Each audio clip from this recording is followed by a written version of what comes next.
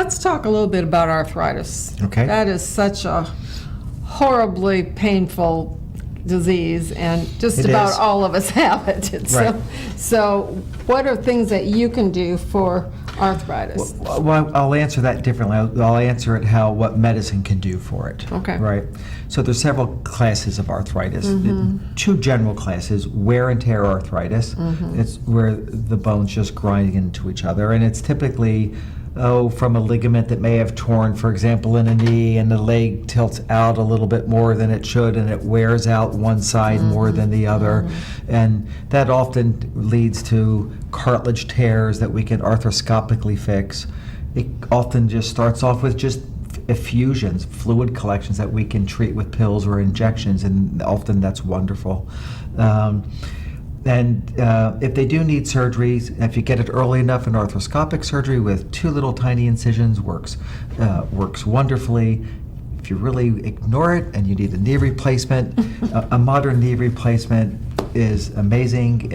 At NASH, you go home literally the next day. I've had patients who want to go home that day. But it's not the same as it was when I trained, where they'd come 2 days before the surgery in the hospital and stay for 2 weeks afterwards. Oh, Lord have mercy. My God, right? And but now you're going home the next day, in many places that day.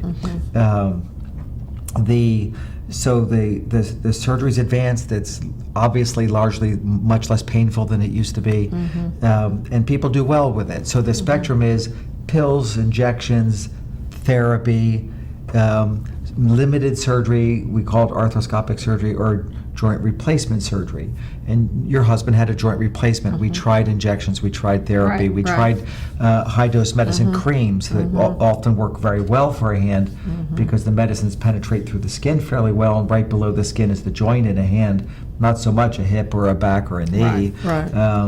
But the knuckles are very close to the skin, so those medicines tend to work better.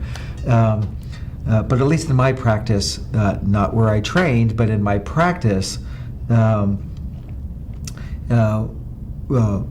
with the other orthopedic practices in town, I have to say, conservative management really prevails. We all treat people like it's our family, and we're not at all interested in rushing you to an operating room. That's always a treatment of last resort. Right. And that's whether it's a wear and tear arthritis, or the other class of arthritis is called inflammatory arthritis. And what I mean by an inflammatory arthritis, there's basically 2 different kinds. There's a kind where, and I'm not talking about, infection's another one, but we're not talking about that now. In inflammatory arthritis, you've all heard of rheumatoid arthritis. Well, that's a classic and the most common inflammatory arthritis. There's other types of arthritis in that class that are caused by psoriasis. Has a propensity for the distal joints of your finger and the base of your thumb, and then some people can give you little pits in your fingernails. And lupus is another one, but rheumatoid arthritis is really the mainstay. And there's an absolutely amazing rheumatologist in town. He works at the Boyce Willis Clinic. Dr. Chaudhry, if anybody suspects they have rheumatoid arthritis, you just can't do any better in the world than him. Right. He's truly an amazing rheumatologist. But often, if you wait too long, a rheumatologist can help you keep the swelling out of your body and the pain. But if you have a dysfunctional joint, you're really looking at a mechanical problem, and mechanical problems have to be fixed mechanically. And so sometimes that mechanical fix is splinting, functional splinting. Often it includes, if not always includes, a smart therapist to partner with. And this town is loaded with smart therapists. Yeah, we've got a lot of good ones. And just tremendous. Chiropractic care has a strong role in that. Good chiropractic care, and then surgery has a role. If you have a torn ligament, reconstructing a ligament is not a hard thing to do with modern technology. And joint replacements are, as I just espoused, the biggest joint in our bodies, our knee, and that's an easy joint replacement to do these days. And hip replacements are even less painful. So So arthritis runs the gamut. It runs the gamut in severity, whether it's an inflammatory arthritis or a wear and tear arthritis. I would encourage to seek attention first with your family doctor. They're impressively well armed intellectually and with their technical skills to manage early arthritis, and they will refer to us if that's not working.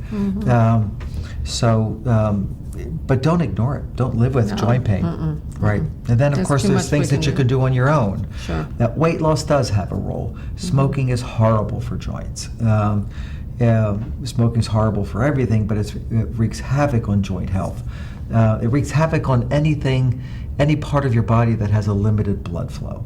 And it's not just always the tar, it's the nicotine that's my biggest enemy. So if somebody says, I'll stop smoking with nicotine patches right after surgery, don't. That's not going to do it. Right. Go on Chantix or Wellbutrin or another medicine or cold turkey, but I beg them not to do patches or nicotine gum. At any rate, non-surgical treatments should be really exploited first. And, so losing weight, stop smoking, and then there's a new understanding of herbal medicines, which are healthy. Turmeric has a compound in it that you can even buy from some companies as an isolated compound. But it does help with inflammation. Omega-3s, ginger, cinnamon, they all have garlic. They all have components in it that to some degree or another help with inflammation. And I have patients who swear by them. And I have many patients who say, I'm just wasted their money recommending that they get it. And that just brings up the last point, that there's a high variability in how things work. An injection may work wonderful in somebody, and somebody may have actually less disease, and it may not work at all. Right. So it's a very individual thing. But injections in general, nothing works as good as the first one. Right. If your first injection works and you hit a home run with it, you could reasonably expect a home run if you did a second injection. Or maybe a triple, but if a triple lasts for 6 months, that's great, right? If it lasts for 6 years, it's better. Yeah. So it worked wonderful in your husband for a long time. Yeah. But then it didn't. So until they don't, right? Right. It works great until it doesn't.